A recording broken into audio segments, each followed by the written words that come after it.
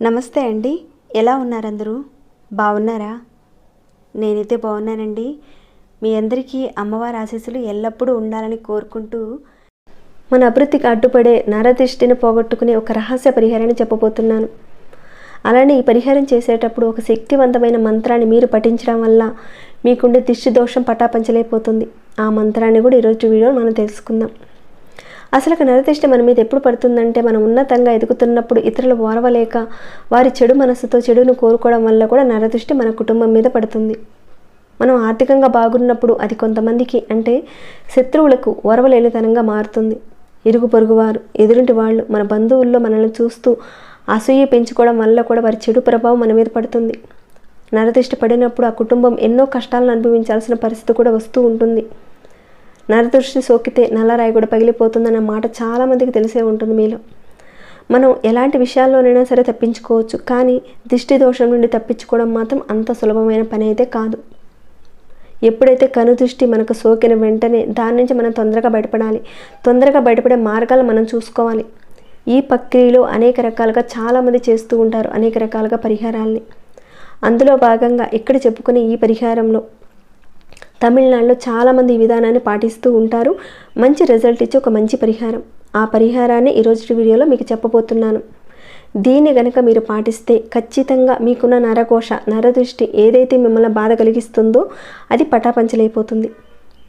మరి ఈ పరిహారాన్ని ఏ రకంగా చేయాలనేది చూద్దామండి. అంతకన్నా ముందు ఒక చిన్న రిక్వెస్ట్, కనీసం వీడియోని చూసేవారు ఒక చిన్న లైక్ చేయడం మాత్రం అస్సలు మర్చిపోకండి. మీ యొక్క చిన్న లైక్ నాకు ఎంకరేజ్మెంట్గా ఉంటుంది. సబ్స్క్రైబ్ కానివారు, కొత్తవారు ఎవరైనా ఉంటే కనుక మన ఛానల్లో అనేక రకాలైన సమస్యలకు తగ్గ పూజలు, పరిహారాలు ఉన్నాయి.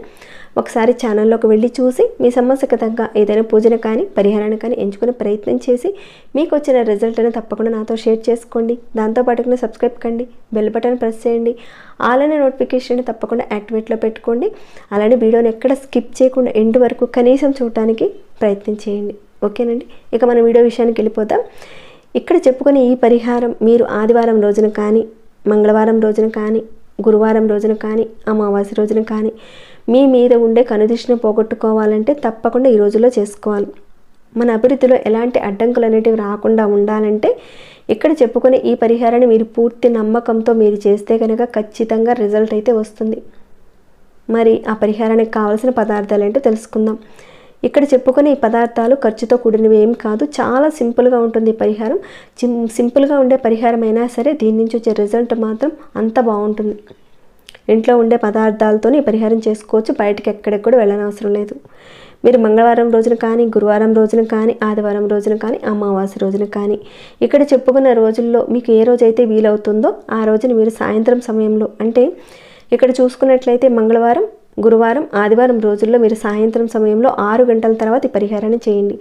అదే మీరు అమావాస్య రోజున చేద్దాం అనుకుంటే కనుక మీరు సాయంత్రం అంటే రాత్రి అవుతుంది కదా, అంటే 9 గంటల తర్వాతనే మీరు ఈ పరిహారాన్ని చేయాలి. మరి ఈ పరిహారానికి కావాల్సింది ఏంటంటే అనాస పువ్వు. అనాస పువ్వు అనగానే ఎక్కువ రేటు పెట్టి చేయాలేమో ఈ పరిహారం అని అనుకుంటారేమో, కాదండి. ఇక్కడ మనం అనాస పువ్వుల్లో నుంచి కేవలం 3 అంటే 3 తీసుకోండి అనాస పువ్వుల్ని. వాటితోనే మనం ఈ పరిహారం చేసుకోవాల్సి ఉంటుంది.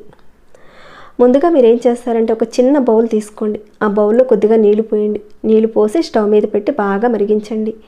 మీరు తీసుకున్న ఈ 3 అనాస పువ్వులు తీసుకున్నారు కదా, వాటిని ఆ నీళ్ళల్లో వేసి మరిగించండి. అవి మరిగేటప్పుడు మంచి స్మెల్ వస్తుంది. కొద్దిసేపు బాగా మరిగించండి. మంచి స్మెల్ వచ్చే వరకు ఒక 2-3 నిమిషాల పాటు మరిగించండి. తర్వాత ఆ గిన్నెని తీసుకువెళ్ళి హాల్లో అందరూ కూర్చుంటారు కదా, అందరూ కూర్చొని మాట్లాడుకుంటూ ఉంటారు కదా, హాల్లో అక్కడ పెట్టండి. అలా పెట్టడం వల్ల ఇంట్లో కుటుంబ సభ్యులందరూ కూడా ఆ వాసనని పీల్చడం జరుగుతుంది. ఇదంతా మీరు కుటుంబ సభ్యులందరూ ఉన్నప్పుడు చేయడానికే ప్రయత్నం చేయండి. ఏదైతే ఆ నీటిని పీల్చడం జరుగుతుందో మనకి ఏదైనా కనుదిష్టి అలాంటివి ఉన్నప్పుడు ఆటంకాలు ఏవైనా ఉంటాయి కదండి, అంటే పని విషయంలో కానీ ఎలాంటివైనా సరే ఆటంకాలు ఉన్నప్పుడు అవన్నీ కూడా తొలగించబడతాయి. అయితే ఈ అనాస పువ్వులో నుంచి వచ్చే వాసన అనేది చాలా ఘాటుగా ఉంటుంది. కాబట్టి పెద్దవారు మాత్రమే ఆ స్మెల్ని తీసుకోండి. చిన్నపిల్లలు మాత్రం అక్కడికి రానికండి. అక్కడి నుంచి వచ్చే ఒక ఘాటైన స్మెల్ వల్ల పిల్లలు కొంత ఇబ్బంది పడే అవకాశాలు ఉంటాయి. పిల్లలంటే ఇక్కడ ఒక 2-3 సంవత్సరాలు ఉన్న చిన్న పిల్లలు మాత్రం అక్కడికి రానియకుండా కాస్త జాగ్రత్త పడండి. ఆ రకంగా కుటుంబ సభ్యులందరూ పీల్చడం వల్ల కనుదిష్టి తొలగిపోవడానికి అవకాశం ఉంటుంది. తర్వాత మీరు ఏం చేయాలంటే మీరు ఆ నీటిని ఎవరూ తొక్కని ఒక చోట వేసేయండి. ఇక ఆ నీటిలో ఉన్న అనాస పువ్వులు ఉన్నాయి కదా, 3 ఉన్నాయి కదా, మీరు వాటిని ఏం చేస్తారంటే ముందుగా మీరు ఒక ఎర్రటి క్లాత్ తీసుకోండి. మన అరచేతి కంటే కాస్త చిన్నదైనా పర్వాలేదు. అది కూడా మీరు రెడ్ కలర్ క్లాత్లో కొత్త క్లాత్ తీసుకోండి. చాలా వరకు పరిహారాల విషయానికి వస్తే కనుక కొత్త క్లాత్ని వాడాల్సి ఉంటుంది. కాబట్టి మీరు ఒక 1/2 మీటర్ కానీ 1 మీటర్ కానీ ముందుగానే తెచ్చిపెట్టుకోండి. ఈ పరిహారం చేయడానికి ముందు ఎప్పుడైతే ఇలాంటి పరిహారాలు మీరు చేయదలుచుకుంటారో అప్పుడు ఆ క్లాత్లో నుంచి కొంత భాగాన్ని మీరు వాడుకోవచ్చు. కాబట్టి ఒక 1/2 మీటర్ కానీ 1 మీటర్ కానీ తెచ్చి ఉంచుకోండి. ముందుగా ఆ క్లాత్ను శుభ్రపరిచి ఆరబెట్టిన తర్వాత ఆ క్లాత్లో 3 అనాస పువ్వులు వేయండి. అయితే మీరు మరగబెట్టేటప్పుడు ఆ నీటిలో కాస్త అనాస పువ్వులు విరిగిపోవడానికి కూడా అవకాశాలు ఉంటాయి. ఒకవేళ విరిగినా పర్వాలేదు, ఏం కాదు, వాటిని ఆ క్లాత్లో పెట్టేయండి. అలానే తెల్ల ఆవాలను కూడా పెట్టండి. తెల్ల ఆవాలు మనకి ఆయుర్వేద షాప్లో కూడా దొరుకుతాయి, అడిగి చూడండి, ఇస్తారు వాళ్ళు. ఒకవేళ మీకు తెల్ల ఆవాలు దొరకని పక్షంలో మీరు ఏం చేస్తారంటే వంటల్లో ఉపయోగించుకునే నల్ల ఆవాలు ఉంటాయి కదా, వాటినైనా సరే ఈ పరిహారానికి వాడుకోవచ్చు. దొరికితే గనక తప్పకుండా తెల్ల ఆవాలని ఈ పరిహారానికి ఉపయోగించడానికి చూడండి. తెల్ల ఆవాలతో ఈ పరిహారం చేయడం వల్ల దుష్ట శక్తులు ఇంటి నుంచి తొలగించబడతాయి. దానితో అనుకూలమైన ఫలితాలు మనకు కలుగుతాయి. తర్వాత మామూలుగా ముద్ద కర్పూరం ఉంటుంది కదండి, ముద్ద కర్పూరం కానీ లేదంటే బిళ్ళలైనా సరే ఇక్కడ పెట్టండి. అంటే ముందుగా మీరు అనాస పువ్వులు పెట్టారు, ఆ తర్వాత కాస్త మీరు తెల్ల ఆవాలు పెట్టారు, తర్వాత ముద్ద కర్పూరం పెట్టండి. అంటే పచ్చ కర్పూరం పెట్టాల్సిన అవసరం లేదు. ఈ పరిహారానికి ముద్ద కర్పూరం పెట్టండి. ఇక వీటన్నిటినీ కూడా ఒక మూటలాగా కట్టేయండి. ఈ రకంగా ఎప్పుడు చేయాలి? మనం సాయంత్రం సమయంలో మనం ఇదంతా కూడా మనం ప్రిపేర్ చేసుకోవాలి. తయారు చేసుకున్న తర్వాత ఇంట్లో ఉన్న కుటుంబ సభ్యులందరినీ కూడా వరుసగా నుంచోపెట్టండి.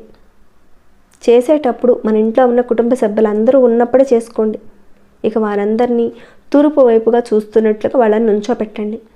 వారి తల చుట్టూత ఒక 3 సార్లు ఎడమ చేతితో ఆ మూటను పట్టుకొని తల చుట్టూత, అంటే ఎవరికి మీరు దిష్టి తీస్తున్నారో, చిన్న పిల్లలు మాత్రం దిష్టి తీయకూడదండి.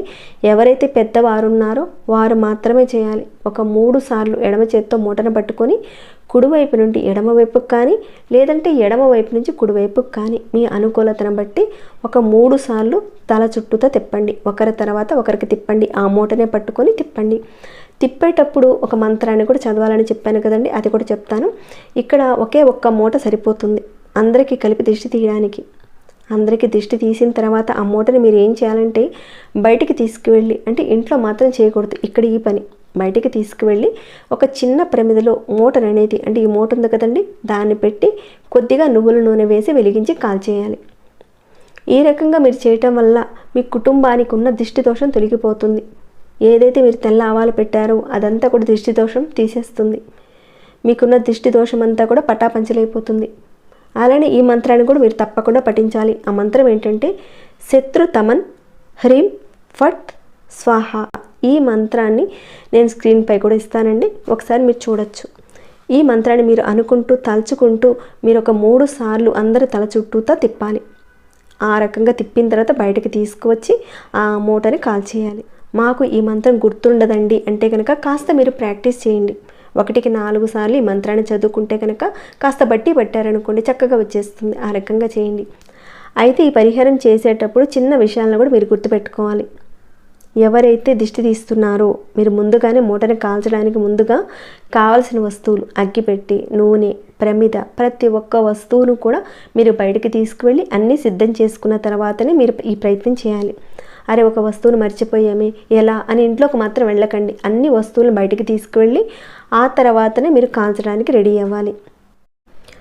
అలానే ఈ మూటని కాల్చిన తర్వాత ఇంట్లోకి డైరెక్ట్గా వచ్చేయకండి. బయట కొద్దిగా నీళ్ళని పెట్టుకోండి ముందుగానే.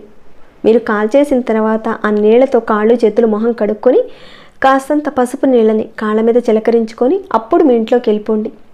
దిష్టి తీసిన తర్వాత కుటుంబ సభ్యులు ఎవరైతే ఉన్నారో వారు బయటకు రావడం అనేది చేయకూడదు. అంటే ఆ కాల్చేటప్పుడు కుటుంబ సభ్యులు ఎవరూ కూడా చూడకూడదు.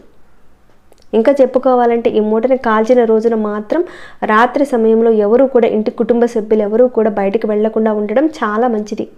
ఏదైనా ఒక పని ఉంటే కనుక తర్వాత రోజున మీరు చూసుకోండి. అంతేకాని ఈ పరిహారం చేసిన తర్వాత ఎవరూ కూడా బయటకు వెళ్లకుండా ఉండడానికి ప్రయత్నం చేయండి. మరి మీరు అంటారేమో, మరి ఈ పరిహారం చేసినప్పుడు నాన్ వెజ్ తినొచ్చా అని అంటారేమో. తినైనా సరే ఈ పరిహారం చేసుకోవచ్చు, ఏ ప్రాబ్లం లేదండి, చేసుకోవచ్చు. దిష్టి దోషం ఉందనుకునేవారు వారానికి ఒకసారి ఈ రకంగా చేసుకుంటే సరిపోతుంది. ఇందాక చెప్పుకున్న ఆ రోజుల్లో ఏదో ఒక రోజు వీలైన రోజున తప్పకుండా చేసుకోండి. ఏదైతే ఒక వారంలో వీలైన రోజు మీరు చేశారో అదే రోజున మళ్ళీ నెక్స్ట్ వారంలో అదే రోజున ఈ పరిహారం చేసుకోవాలి. ఈ రకంగా చేయడం వల్ల మీకుండే కనుదిష్టి అనేది క్రమక్రమంగా తగ్గిపోయి మీ జీవితంలో మార్పు అనేది కనపడుతుంది. కాబట్టి ఎవరైతే దిష్టి దోషంతో బాధపడుతున్నారో తప్పకుండా ఇప్పుడు చెప్పుకున్న విధానాన్ని పాటించండి. మార్పు అనేది చూస్తారు. మీకు వచ్చిన మార్పుని తప్పకుండా నాతో షేర్ చేసుకోండి. ఇక ఈ వీడియోని ఇంతటితో ముగిస్తున్నాను. ఇంకేమైనా డౌట్స్ వస్తే కనుక అడగండి, తప్పకుండా రిప్లై ఇస్తాను. మీ మనసులో ఉన్న మాట కూడా చెప్పండి. లైక్ చేయని వారు ఒక చిన్న లైక్ చేయండి. సబ్స్క్రైబ్ కాని వారు సబ్స్క్రైబ్ చేసుకోండి. అలానే మన ఛానల్లో ఉన్న వీడియోస్ని ప్రతిరోజు చూస్తూ ఉండండి. మరొక భక్తి వీడియోలో మళ్ళీ మిమ్మల్ని కలుసుకుంటాను. అంతవరకు సెలవు.